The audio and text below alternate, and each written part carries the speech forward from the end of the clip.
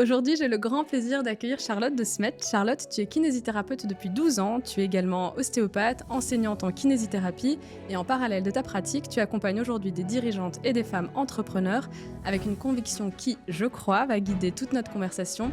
Le corps n'est pas seulement un sujet de santé, c'est aussi un véritable levier de performance. Ça paraît évident quand on parle de performance sportive, ça l'est beaucoup moins quand on parle de leadership, de prise de décision ou de croissance entrepreneuriale. Et pourtant, cet épisode dénote un peu des précédents de cette première saison, mais il est, à mes yeux, au cœur de la proposition d'intervalle, explorer la performance dans toutes ses dimensions. Il s'adresse à toutes les personnes, entrepreneurs ou non, qui ont appris à penser que pour obtenir de meilleurs résultats, il faut toujours davantage de discipline, d'organisation, de volonté, de travail, d'effort. Et si la réponse n'était pas uniquement là ? Et si, avant d'aller chercher des stratégies toujours plus complexes ou toujours plus dures, il fallait simplement, et je mets évidemment des guillemets sur simplement, en revenir au corps. Parce que l'épuisement n'est peut-être pas le prix normal de l'ambition, et peut-être qu'il raconte tout autre chose. L'idée aujourd'hui est de comprendre pourquoi et comment penser le corps et l'esprit comme un seul et même système change profondément notre manière de travailler, de décider, de créer, de diriger, d'entreprendre. J'aimerais qu'on comprenne vraiment ce qu'est le système nerveux. En toute honnêteté, c'est le nouveau mot de mon feed Instagram avec la Coupe du Monde. Comment il influence notre créativité, notre capacité de concentration, notre leadership, notre prise de décision. Comment on peut reconnaître les premiers signes d'une dérégulation et surtout repartir avec des leviers concrets pour construire une performance respectueuse de soi et durable. Charlotte, je suis trop contente que tu sois là. Merci d'être venue jusqu'à moi. Comment tu vas ? Merci Inès, merci pour l'accueil. Je suis vraiment très très contente de faire partie de ton univers et j'ai hâte qu'on discute de ce sujet ô combien essentiel pour nos entrepreneurs. Ouais, je le disais en intro, il ne s'adresse pas uniquement à des entrepreneurs, mais effectivement, je pense qu'on va faire quelques raccourcis dans notre présentation pour nous faciliter la tâche. Et je vais commencer sans transition. Qu'est-ce que la plupart des entrepreneurs que tu accompagnes découvrent trop tard ou relativement tard sur le rôle de la physiologie dans leur façon de performer ? Alors, ce que je remarque bien souvent, c'est que les entrepreneurs ont tendance à considérer que le corps ne fait pas nécessairement partie de la stratégie business. Ils fonctionnent énormément au mental, à la détermination, à la volonté d'aller au bout de leurs objectifs, sans considérer que le corps fait partie de tout ça. Et donc, ils ont souvent tendance à l'instrumentaliser, à se dire qu'il va pouvoir suivre ce que le mental a décidé. Alors oui, quand on est déterminé, ça marche un temps, mais ça marche pas de manière durable. Et à un moment donné, le corps va envoyer des signaux qui devront être entendus. Si on les entend pas, les messages vont être de plus en plus forts.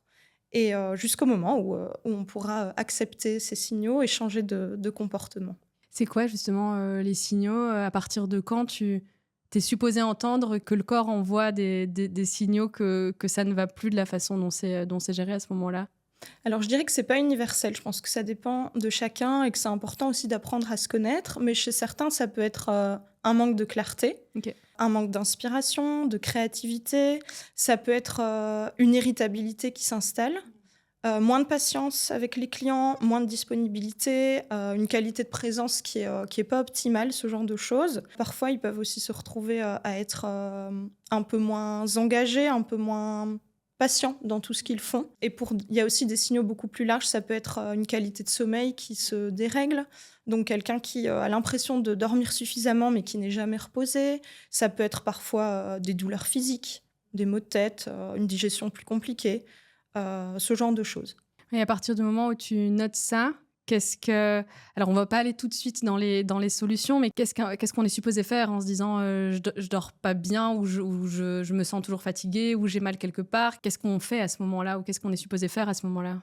Alors, ce qu'on est supposé faire, c'est essayer de comprendre d'où ça vient, à quel moment il y a eu peut-être un moment donné où on a forcé dans le comportement pour essayer d'ajuster au bon moment. Si je prends un exemple classique, donc quelqu'un qui serait, qui aurait décidé, si je prends l'exemple des entrepreneurs, de se dire, moi, demain matin, j'ai décidé d'écrire mes 4 épisodes de newsletter.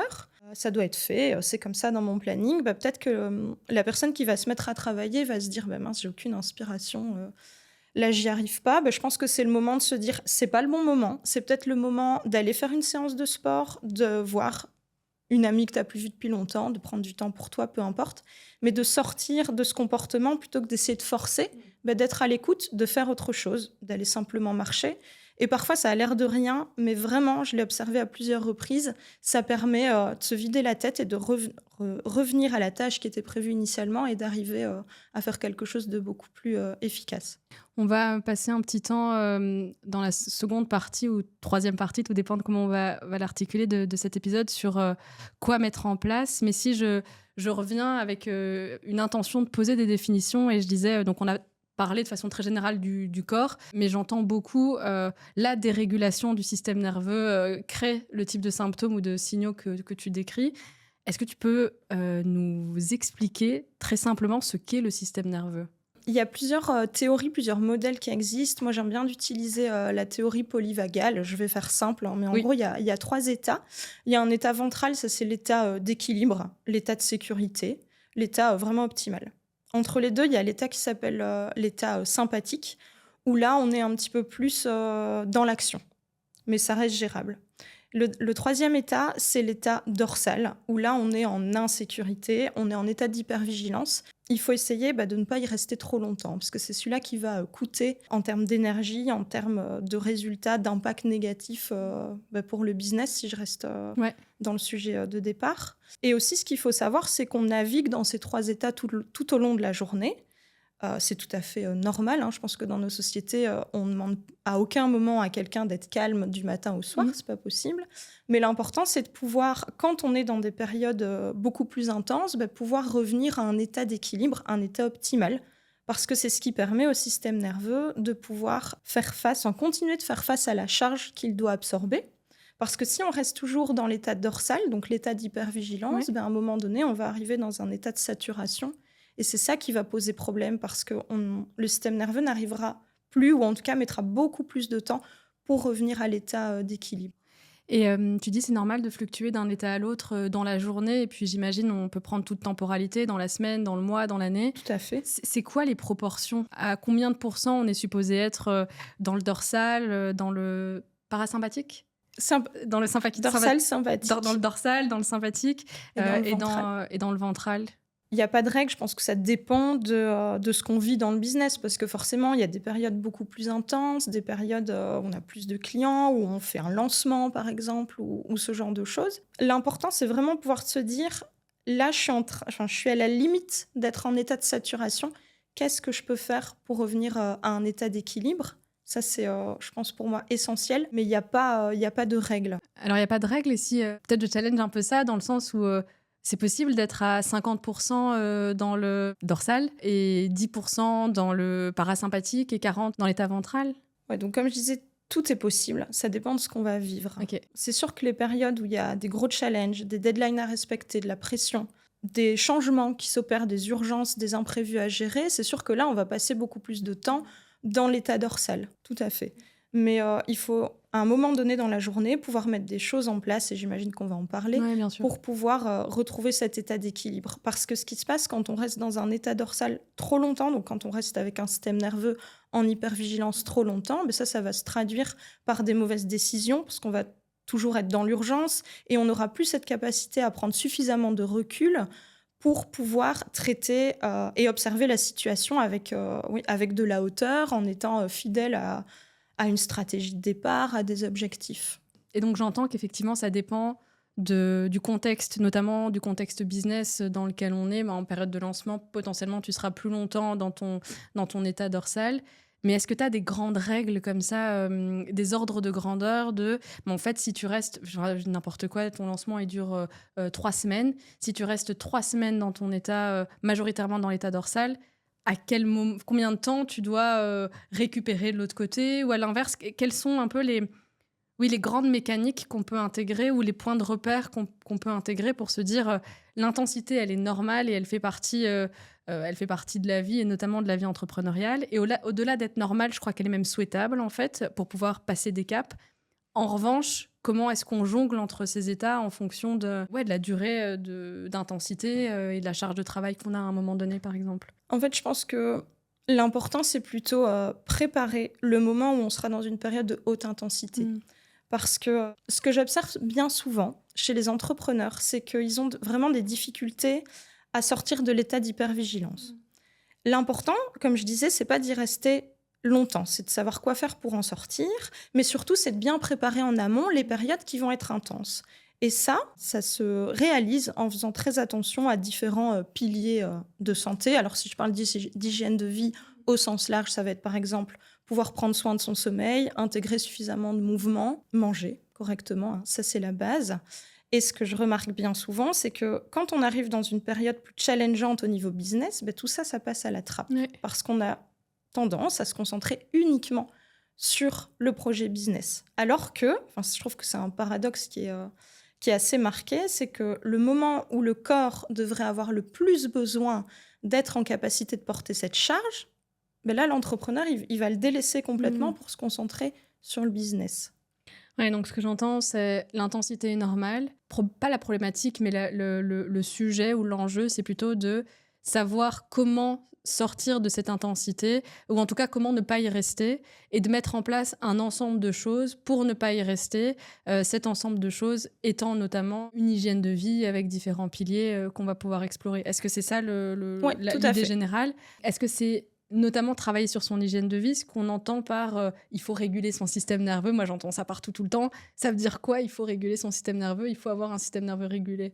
Alors, oui, c'est sûr que la régulation du système nerveux, c'est un terme qu'on entend tout le temps. Et je trouve que malheureusement, sur les réseaux sociaux, on a souvent tendance à vendre des promesses qui paraissent simples et magiques. Malheureusement, un système nerveux, ça ne se régule pas en faisant quelques séances de méditation ou quelques séances d'exercice de respiration, parce que ça dépend vraiment de plusieurs piliers, comme je les ai énoncés précédemment. Et donc oui, la méditation, la respiration, pour ceux qui sont OK avec ça, qui ont déjà expérimenté que ça pouvait apporter des effets positifs, il faut quand même garder à l'esprit que ce sont des outils parmi un panel important d'outils. Et son système nerveux, on peut le réguler via plein de choses. Donc, je pense qu'un des piliers les plus importants qu'on a tendance à sous-estimer beaucoup, c'est le sommeil. Donc, l'importance de soigner son sommeil, de ne pas rogner sur les heures de sommeil sous prétexte qu'on a 1000 choses sur notre to-do list.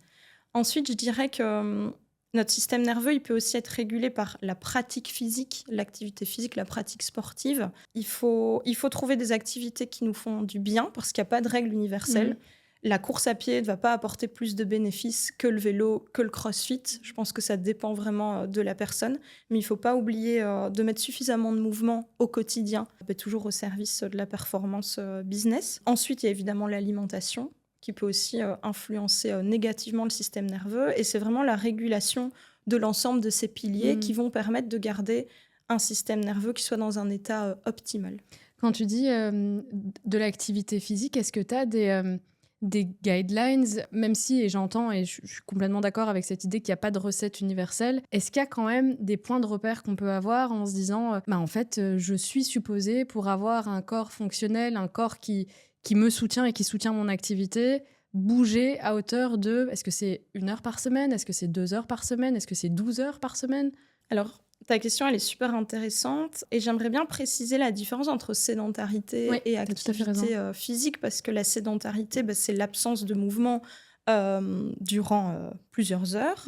Alors, pour les personnes qui travaillent assis devant un ordinateur, évidemment, c'est difficile de faire sans bouger, mais on peut faire, en fait, se mettre un timer sur le téléphone, bouger toutes les 45 minutes, par exemple. Ça peut être simplement se lever, bouger dans son logement. La pause de midi, elle peut s'accompagner d'une marche en extérieur, par exemple. Et après, on peut venir greffer à ça différentes séances de sport en fonction des goûts et des affinités. Mais la marche, je pense que c'est quelque chose qui est hyper positif et qui est facile à mettre en place, parce qu'on peut faire ça n'importe où, que l'on soit à la maison ou en déplacement. Et on peut choisir la durée que l'on veut en fonction du temps qu'on a devant soi. Et t'as pas de recommandations de type... alors oui, il faut bouger au cours de la journée. Et d'ailleurs, c'est assez marrant que tu fasses la distinction entre sédentaire et actif, c'est ça que tu disais. J'ai déjà eu cette discussion plusieurs fois avec des amis de même si je fais... Ça dépend des périodes de ma vie, mais 5 ou 10 heures de sport par semaine, je peux quand même être sédentaire parce que je vais avoir des moments de forte intensité, mais ça m'empêche pas d'être assise 8 heures par jour. D'ailleurs, je l'ai pas lu, mais je pense que la ressource est intéressante. Alexandre Dana a sorti un livre qui s'appelle La chaise tue sur la sédentarité. Ça fait partie des ressources que j'ai sur ma pile à lire. Mais est-ce que tu as des points de repère, de se dire il faut bouger Est-ce que c'est toutes les 45 minutes ce qu'on doit garder en tête? Et en termes de ça, c'est pour le mouvement au cours de la journée. Et en termes d'activité intense, est-ce que les recommandations, c'est 1 heure tous les 2 jours? Est-ce qu'il y a des points de repère qu'on peut avoir? Moi, je suis pas pour les injonctions, donc je suis pas du tout à recommander: «Il faut bouger toutes les 45 minutes», OK. parce que j'ai l'impression que c'est de nouveau quelque chose qui vient s'ajouter à la liste des tâches. Je pense que bouger, quelques minutes toutes les heures, Mmh. c'est, déjà un minimum. On peut utiliser tout ce qui est bureau assis debout, ça plaît beaucoup. Ça marche, très bien, je trouve. En tout cas, pour les clients qui l'utilisent, ils n'ont aucun problème, à venir moduler la hauteur du bureau, et à continuer à travailler sur l'ordi tout en étant, debout. Il y a les tapis de marche aussi. Il y en a qui passent leur call, en marchant, alors que ce soit sur un tapis de marche ou en extérieur, c'est aussi très, très bien. Et en termes de volume d'activité physique, je ne suis plus certaine au maximum. Donc oui, en termes de recommandations, il me semble que l'OMS parle de 150 minutes d'activité, modérée Oui. par semaine. Tu me confirmes? Je pense, j'ai une slide qui va dans ce sens et je crois que c'est effectivement 150. C'est un chiffre Ouais. que j'ai aussi en tête, je crois. Très bien. Mais donc, ces 150 minutes, elles peuvent être évidemment divisées, plusieurs fois sur la semaine, de nouveau en fonction des activités. Je suis d'accord avec toi sur l'envie de ne pas rajouter de l'injonction aux injonctions. Après, je trouve que le cadre, il est parfois aidant, tu vois, de se dire toutes les 45 minutes, c'est un repère. Ça ne veut pas dire qu'il faut absolument le faire, mais ça permet d'avoir en tête que même si tu vas faire tes 3 heures de sport dans la semaine, en fait, ça suffit pas. Et qu'en théorie, tu es supposé bouger tous les 45 minutes pour te maintenir en forme. Je voyais sur ton profil une approche systémique du corps, du mental et du rythme de vie. Je pense qu'on est en train de toucher du doigt ce concept-là. Est-ce que tu peux m'expliquer ce que ça veut dire approche systémique du corps, du mental et du rythme de vie? Oui. Alors l'approche systémique, pour moi, c'est vraiment, venir parcourir l'ensemble des piliers, des grands piliers de santé et de regarder à l'intérieur comment la personne fonctionne et chercher à optimiser tout ce qui peut l'être puisque ces piliers, ils s'interconnectent les uns les autres. Il n'y a pas de règle magique, donc c'est pas en optimisant seulement le sommeil qu'on va permettre, d'avoir une meilleure clarté mentale, une meilleure présence, d'avoir une énergie qui soit beaucoup plus durable parce qu'il faut aller regarder, les autres essentiellement, tout ce qui est alimentation, activité physique également. L'importance aussi des liens sociaux, de bien s'entourer, c'est aussi, très, très important. Mais je pense qu'il faut aussi, garder en tête ce que le mental peut nous faire faire. Donc, je m'exprime. Je pense que la plupart des personnes savent exactement qu'elles devraient mieux bouger, mieux manger, aller dormir un peu plus tôt, moins scroller sur le téléphone. Mais, ce qui est intéressant, je trouve, c'est d'aller creuser pourquoi la personne, bien qu'elle sache exactement ce qu'il faut faire, pourquoi elle n'arrive pas à le faire. Est-ce qu'elle a un blocage par rapport au fait de s'arrêter un peu plus tôt de travailler? Est-ce qu'elle a l'impression qu'elle est moins productive, qu'elle aura moins de résultats, ce genre de choses? Donc vraiment essayer de comprendre quels sont les freins, quelles sont les résistances et les réflexes aussi, que l'on a à toujours faire passer le business en premier au lieu d'être un peu plus à l'écoute de ses besoins et de pouvoir réguler, ce qui doit être régulé. Et justement, quand on vient te voir, on étant, que ce soit, dirigeant, dirigeante, personnes qui entreprennent, ils viennent te voir, avec quelles problématiques spécifiques et quels freins? Qu'est-ce que tu observes? Est-ce que tu peux nous donner des exemples concrets de freins que tu observes? De pourquoi parce qu'effectivement, tout le monde sait, bouger mieux, manger mieux, dormir plus, on sait. Pourquoi on le fait pas? Plus spécifiquement, pourquoi les exemples, ou les personnes que tu accompagnes ne le font pas à ce moment-là? Alors je pense que, les personnes que j'accompagne, et je pense que c'est valable pour beaucoup d'entrepreneurs, sont des personnes, très exigeantes, Mmh. très engagées professionnellement, qui ont du mal, à fonctionner différemment et qui ont parfois tendance à considérer que pour être productif, il faut en faire un maximum, Mmh. du matin au soir. Alors que parfois, c'est pouvoir amener une autre perspective sur la situation et se dire, en fait, tu peux être hyper productif simplement, en prenant le temps de soigner la qualité de ton énergie parce que tu peux travailler toute une journée et arriver au bout de la journée finalement à pas avoir atteint la moitié de ce que tu voulais faire parce que tu avançais pas, parce que tu étais dans un brouillard mental terrible, parce que tu étais fatigué. Et donc, c'est pouvoir amener les personnes à sortir de ce modèle-là et se dire, mais en fait, c'est pas parce que tu vas t'arrêter 2 heures à midi pour manger correctement, pour aller prendre un café avec une entrepreneuse que tu n'as plus vue depuis longtemps ou peu importe, ou parce que tu as choisi de faire 1 heure de sport à ce moment-là, que tu vas prendre du retard dans ton business, que ça va avoir un impact négatif sur tes résultats ou que sais-je. Et donc, la première chose, c'est oui, de pouvoir amener un regard différent parce que souvent, le frein, c'est non, mais j'ai beaucoup de travail, il faut que j'avance, moi, je ne peux pas m'arrêter une heure.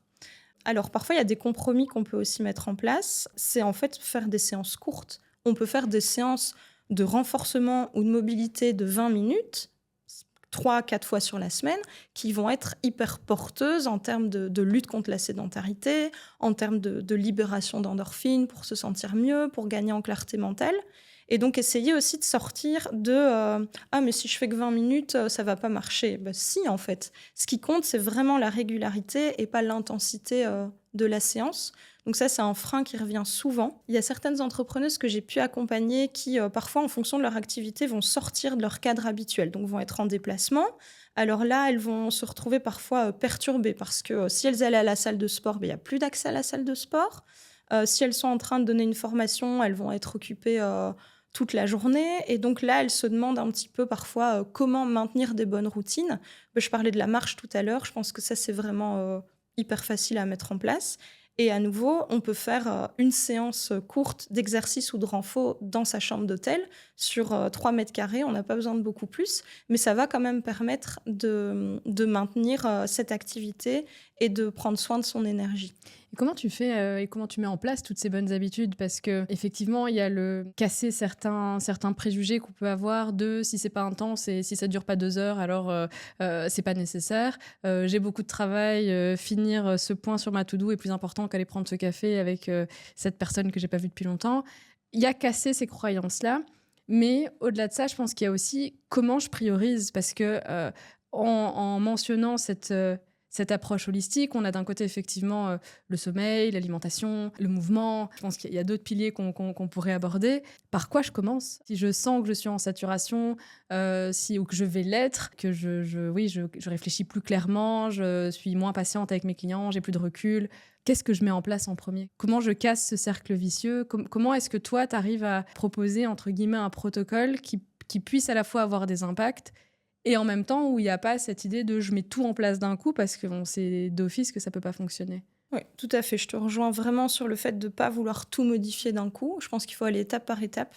Mais la manière dont je fonctionne, c'est que je réalise en fait ce qu'on pourrait appeler un audit des différents piliers, ce qui me permet de voir en fait quels seraient le ou les piliers prioritaires. Si c'est le sommeil, l'alimentation, que sais-je.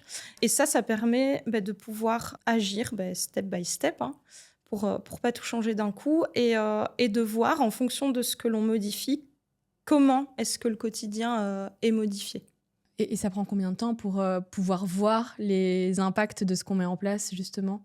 Alors, je dirais qu'il faut au moins 6 semaines. Okay. Alors, on peut évidemment sentir de légers effets positifs, mais il faut quand même que ce soit maintenu suffisamment longtemps pour avoir un effet plus marqué. Quelqu'un qui est en fatigue chronique, c'est pas parce qu'il va dormir correctement 2 nuits d'affilée qu'il va se sentir reposé, parce que parfois le corps a tellement puisé dans ses réserves pendant longtemps qu'il va falloir quand même patienter et aussi se dire que c'est quelque chose qui va être travaillé sur plusieurs semaines.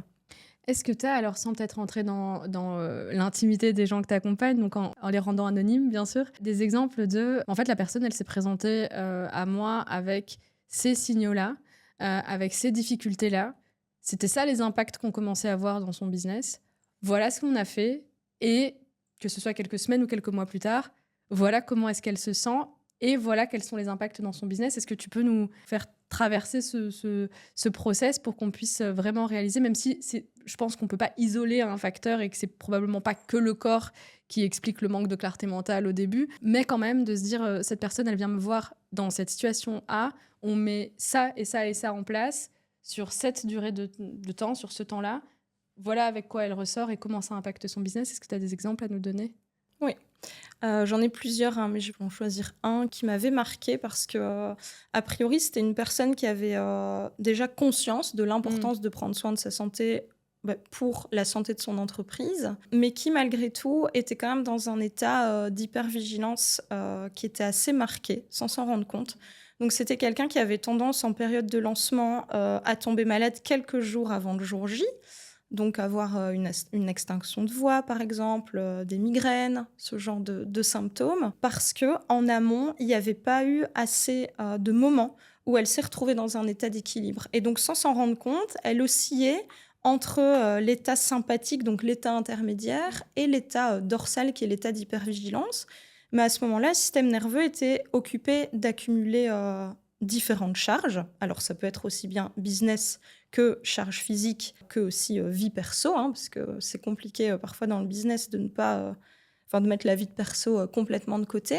Et donc, il y avait vraiment cette accumulation de différentes charges et cette absence de régulation avant le moment T qui faisait que, oui, il y avait des symptômes avant. Alors, pendant le lancement, ça se passait plus ou moins bien parce que je pense que tous les entrepreneurs sont à ce moment-là sous adrénaline, donc là, ça va. Mais par contre, une fois que c'est terminé, là, on se retrouve avec quelqu'un qui est épuisé et qui va mettre 2-3 semaines à s'en remettre parce que justement, le corps est venu puiser dans les quelques dernières ressources qui lui restaient. Et donc ça, c'est vraiment un travail en amont qui, idéalement, doit être travaillé entre 6 et 12 semaines avant le jour J pour vraiment pouvoir traverser cette phase en restant la plus équilibrée possible et pour pas payer ça avec soit des symptômes avant ou soit un épuisement après. Et comment justement, alors bien sûr j'imagine que les recommandations et les ajustements que vous avez mis en place lui sont propres, mais ce serait quoi les best practices ou les conseils que tu donnerais à quelqu'un qui a un lancement dans 6 semaines? C'est quoi la checklist ou les choses à mettre en place en amont pour à la fois bien vivre le pré-lancement, le lancement et l'après-lancement? Alors je dirais, premier pilier le plus important, le sommeil. Alors ne pas seulement se dire bah oui, je vais dormir entre 7 et 8 heures et ça suffira, parce qu'en fait, il y a plein de préparations à faire en amont. C'est une routine de sommeil. C'est un mot que j'aime pas beaucoup parce que je le trouve trop à la mode, mais il y a quelque chose qui est important de faire avant. Donc, par exemple, éviter de scroller son téléphone dans son lit jusqu'à pas d'heure. Essayer à un moment donné de se mettre une clôture dans sa journée. Si c'est 18h, 19h, peu importe, mais se dire maintenant le business, c'est stop. Et il y a autre chose. Et pas continuer toujours à être là sur notre téléphone, à regarder nos notifications, ce genre de choses. Ensuite, le soir, essayer de privilégier vraiment une préparation au sommeil. Alors, ça dépend, il y a plein de recommandations, mais essayer de trouver ce qui nous fait du bien à nous. Alors, il y en a, ça va être la lecture, par exemple. Il y en a, ça va être faire une séance de yoga.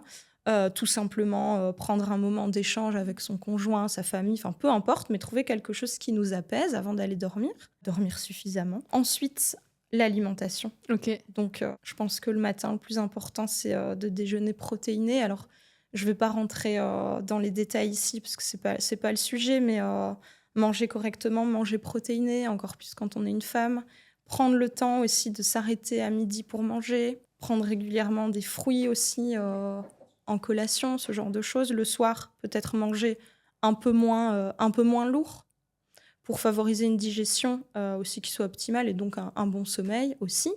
Et alors, s'accorder du temps de mouvement, comme on en a parlé tout à l'heure, bouger toutes les 45 minutes, prévoir dans son agenda des moments pour une pratique sportive, peu importe ce qu'on aime, mais vraiment les bloquer dans son agenda au même titre qu'un rendez-vous business. Parce que si on se concentre uniquement sur le business, ces moments-là, ils n'arriveront jamais.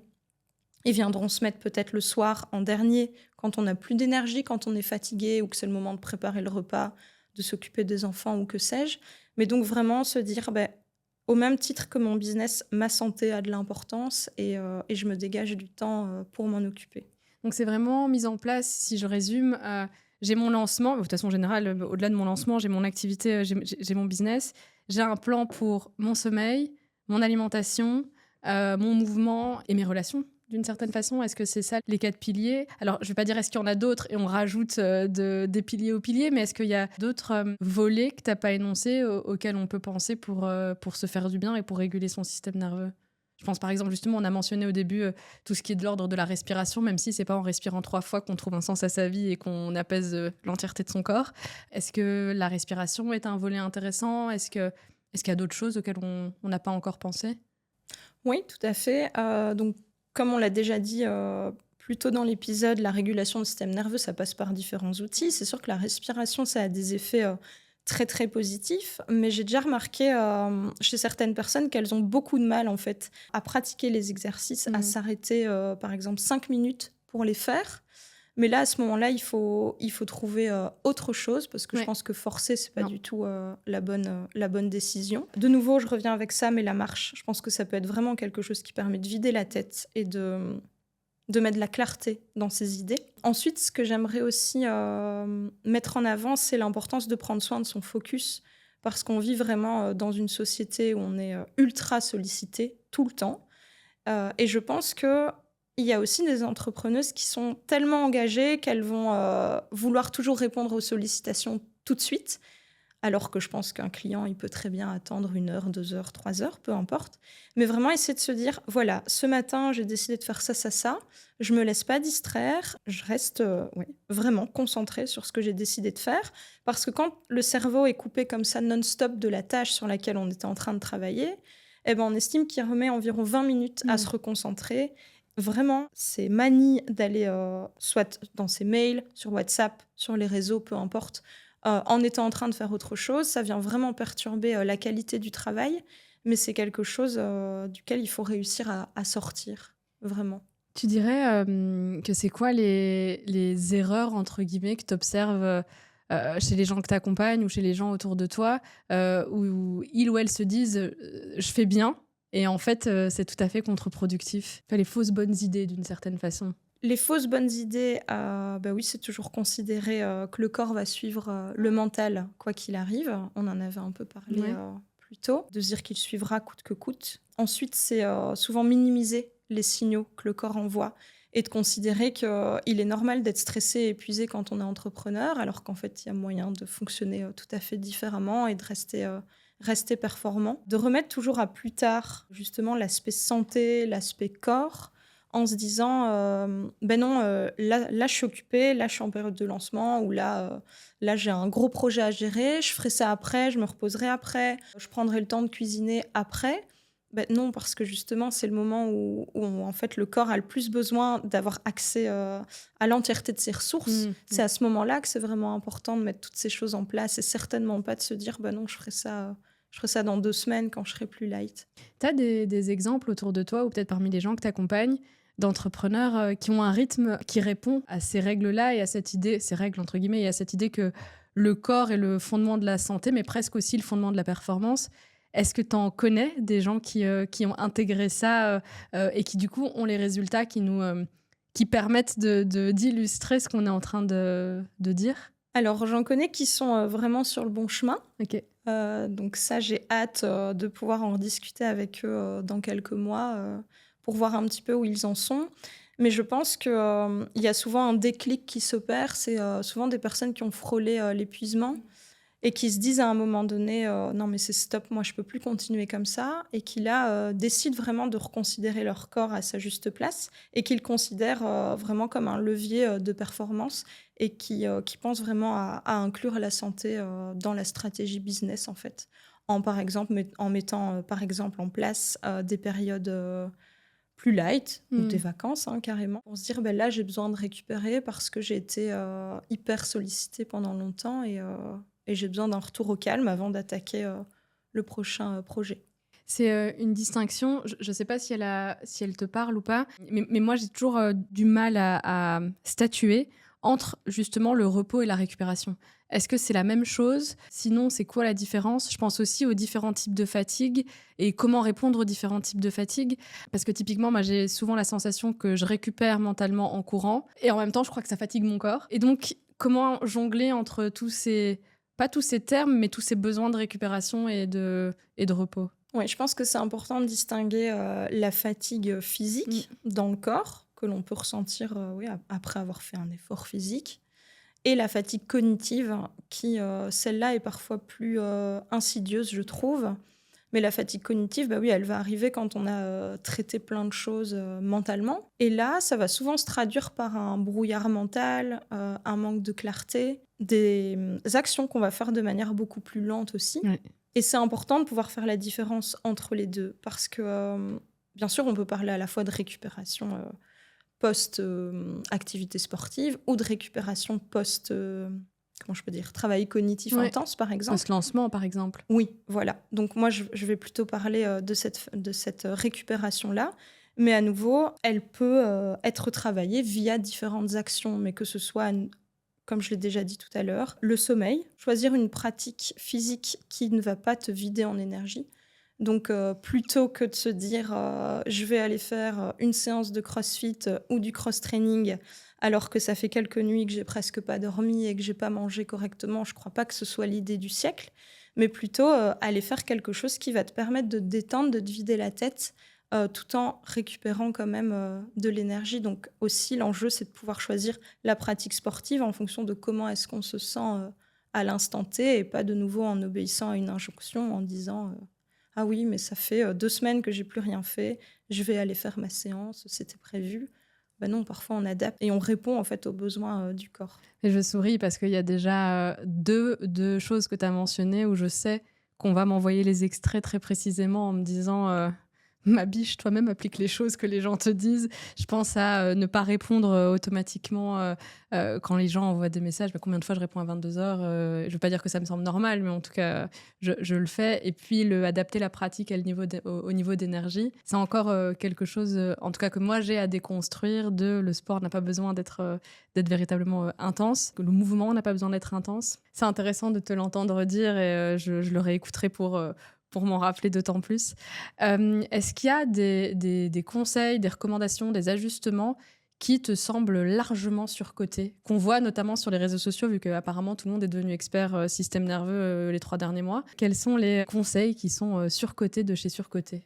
Je dirais les exercices de respiration. Okay. Après, on en a déjà parlé. Okay. Je ne sais pas si toi, tu penses à autre chose. Non, vraiment, moi, aujourd'hui, en tout cas, j'ai pas ce recul de savoir ça, c'est surcoté, ça, c'est sous-coté. Pourquoi tu dirais que c'est surcoté, la respiration? Parce que quelqu'un qui va se mettre demain à faire des exercices de respiration pour réguler son système nerveux, si c'est quelqu'un qui fait ça sur une fatigue chronique, ça n'aura pas d'effet, en fait. Parce que il faut aller voir au départ, en tout cas, c'est ma vision, les bases physiologiques et voir justement si ça est équilibré. Et après, on peut venir ajouter un outil supplémentaire. Mais la première étape, c'est vraiment d'aller équilibrer les bases physiologiques pour avoir une énergie qui soit durable. Et quand tu dis base physio, c'est vraiment de nouveau sommeil, alimentation, mouvement. C'est ça, c'est vraiment ces 3 piliers-là. Donc avant d'aller rajouter de la respi, de la méditation, du bain froid, je ne sais quel autre outil qui a d'ailleurs sûrement beaucoup de sens. L'idée, c'est pas de critiquer les outils, c'est plutôt de dire que ces outils-là, s'ils sont intégrés à une base physiologique qui n'est pas stable, c'est vraiment la cerise sur le gâteau sans le gâteau, quoi, globalement. Oui, tout à fait. Okay. Ouais, c'est vraiment ça. Ok, est-ce que toi, parce que toi, tu es aussi entrepreneur, est-ce que tu as, même si... allez, chaque ajustement est personnel, il n'y a pas de règle universelle. Est-ce que tu as un élément qui a été game changer pour toi? Qu'est-ce que tu as mis en place et tu t'es dit, OK, ça me permet de vivre mon activité différemment et d'avoir des résultats différents aussi? Donc moi, je suis kiné et ostéopathe, comme tu l'as dit. Et pour parler un peu de l'univers des soignants, je pense que c'est un métier où on a tendance à se sacrifier pour nos patients et à travailler énormément. On a du mal de dire non aussi, puisqu'il s'agit de la santé. Donc, c'est parfois difficile quand l'agenda est plein de refuser une personne en plus parce qu'on se dit, mais cette personne, elle a besoin de nous, elle a besoin de soins, elle a mal, elle est en arrêt de travail, que sais-je. Mais en fait, c'est un engrenage assez vicieux, je trouve, puisque en fait, on finit par s'épuiser. Et donc, on veut prendre soin des gens, mais on n'arrive plus à prendre soin de nous-mêmes. Et ça, je trouve que c'est très, très désagréable à vivre. En tout cas, moi, j'ai eu beaucoup de mal avec ça. Voilà, j'ai 35 ans aujourd'hui, mais je trouvais que quand j'avais 28, 29 ans, je me trouvais parfois très fatiguée, à ne pas avoir le courage de sortir voir mes amis le vendredi soir parce que j'avais travaillé 10-12 heures par jour toute la semaine et que j'en pouvais plus. Et je me suis dit à un moment donné que c'était pas du tout sain, en fait, que je ne respectais pas mes besoins. Alors peut-être qu'il y a des personnes, des soignants qui nous écouteront, mais qui se diront qu'eux, ils savent le faire, et tant mieux, mais moi, j'arrivais pas à le faire. Et tant mieux, véritablement, tu penses?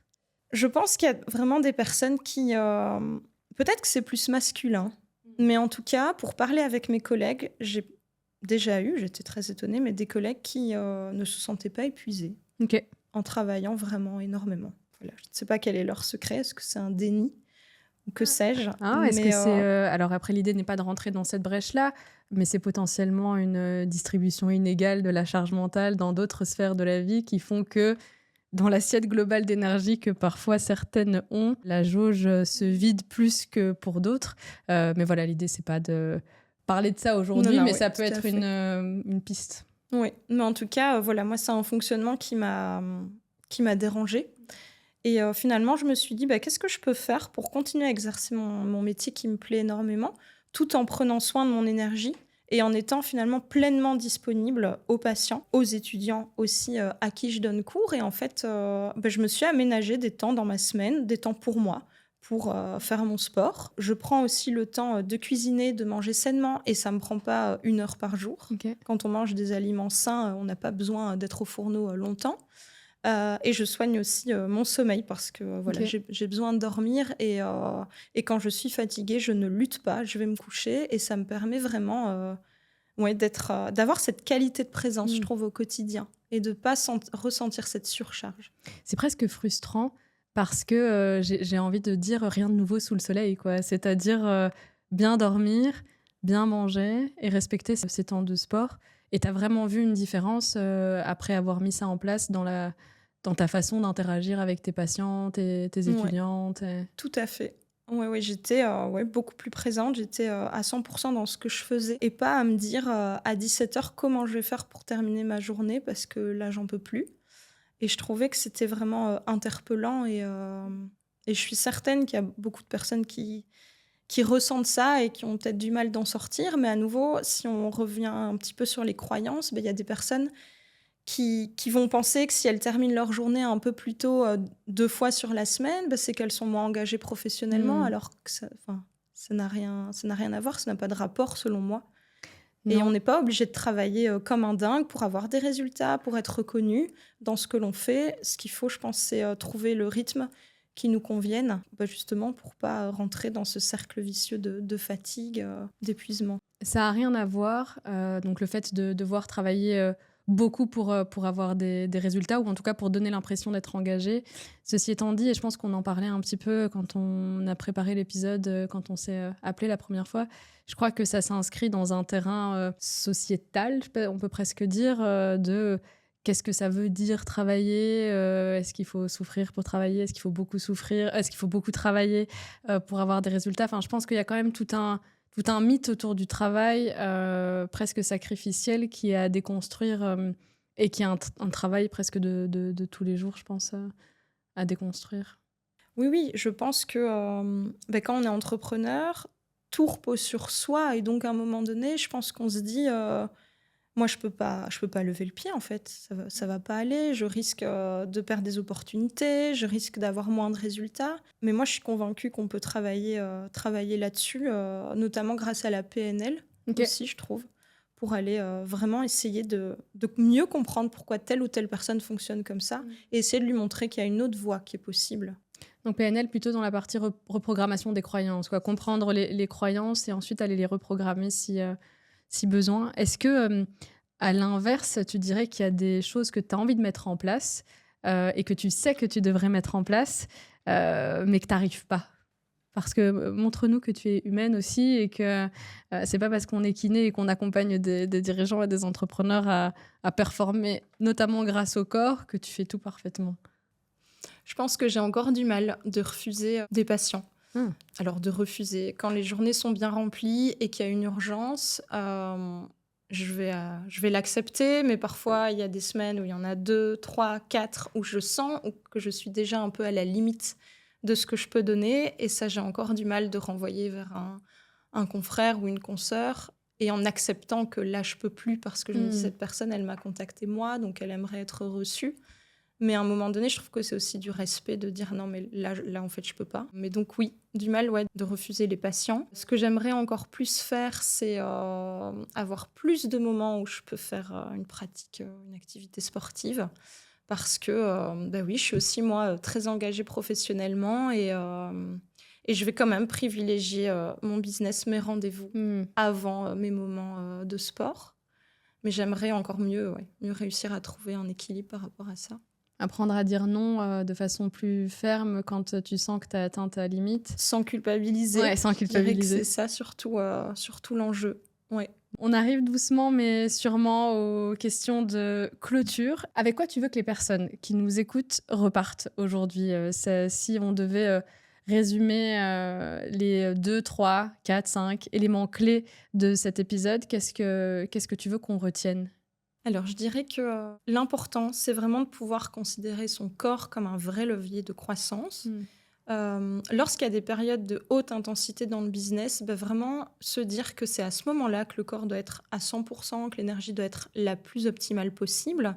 Et donc de ne pas tomber dans le piège de souvent se dire là j'ai une période super intense, je suis ultra focus sur mon business et je m'occuperai de ma santé après, mais plutôt de se dire non là j'ai besoin d'être à 100% et donc c'est à ce moment-là que je vais faire attention aux différents piliers dont on a parlé précédemment. Maintenant c'est pas un exercice facile et ça se met pas en place en quelques jours ou en quelques semaines.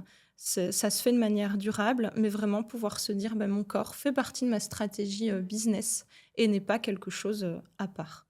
Et c'est fou à quel point c'est presque contre-intuitif, quoi, de se dire dans les périodes de forte intensité, tu veux juste, en tout cas, je vois, c'est mon cas actuellement, délivrer, délivrer, délivrer. Et c'est vrai que c'est les moments où je vais dire je et pas on, n'est pas la lucidité de mettre en place les différentes choses qu'on a énoncées et qui semblent évidentes et qui pour autant vont me permettre de délivrer plus et mieux. Mais je veux rebondir sur le corps est un levier de croissance et il faut en prendre soin de la façon dont on l'a détaillé. Je crois que c'est aussi important, à mon sens, de souligner le fait que l'intensité n'est pas mauvaise en soi. Parce que c'est parfois aussi un message qu'on entend beaucoup, je trouve, surtout quand on critique cette approche classique de la performance et qu'on parle notamment de régulation du système nerveux, de récupération. Je trouve qu'on a un peu tendance parfois à, entre guillemets, jeter le bébé avec l'eau du bain et de se dire « Ok, mais en fait, l'intensité n'a pas lieu d'être ». Quelle est ta perspective là-dessus ? Oui, déjà, je te rejoins tout à fait sur ce que tu viens de dire. L'intensité, c'est pas du tout négatif, comme le stress n'est pas non plus négatif. Ça fait partie de la vie. L'important, c'est de pouvoir retrouver cet état d'équilibre. Je pense aussi que les entrepreneurs qui sont hyper engagés professionnellement, ils n'ont pas non plus besoin nécessairement d'entendre à longueur de temps qu'il faut ralentir. Parce que je suis pas non plus persuadée que ce soit la solution, pas du tout. Mais au contraire, je pense qu'il faut apprendre à se connaître et savoir donc qu'est-ce qu'on peut faire pour avoir plus d'énergie. Et à l'inverse, qu'est-ce qui fait que parfois j'ai tendance à adopter tel ou tel comportement qui vont justement faire que j'ai une énergie qui est moins qualitative. Et en fonction de tout ça, savoir quoi faire à quel moment pour être optimal au moment voulu. J'ai beaucoup souri quand tu disais c'est pas nécessaire. En tout cas, je crois pas que ralentir soit la solution. Je pense, et c'est tout l'enjeu de cette première saison, et peut-être tout l'enjeu d'intervalle, trouver le juste équilibre entre accélération et ralentissement, en tout cas entre intensité et repos, récup, mais que le discours aussi de la réponse est dans le ralentissement ultime, je suis pas certaine que ce soit nécessairement vrai, quoi. Qui t'inspire, toi, de façon générale et peut-être de façon spécifique dans le monde entrepreneurial? Est-ce que tu as des références où tu te dis cette personne, elle a un entrepreneuriat qui m'inspire et qui respire la physiologie régulée? Mais voilà, pour être sans filtre, moi, je me suis beaucoup intéressée aux entrepreneurs, justement, qui avaient tendance à bosser et pas encore, justement, à ceux qui ont trouvé, justement, l'équilibre parfait entre réussir professionnellement sans s'épuiser. Donc, pour l'instant, je n'ai pas encore de nom à te donner. C'est hyper intéressant. Mais je pense qu'il y a une opportunité à redéfinir des nouveaux modèles, en fait. Enfin, une nécessité, pour le coup, à définir de nouveaux modèles, parce que j'en ai pas beaucoup non plus. J'ai un nom, en tout cas un modèle qui me vient de forte intensité, fort ralentissement, forte intensité, fort ralentissement. Mais c'est sur tout le référentiel dont on est noyé sur les réseaux.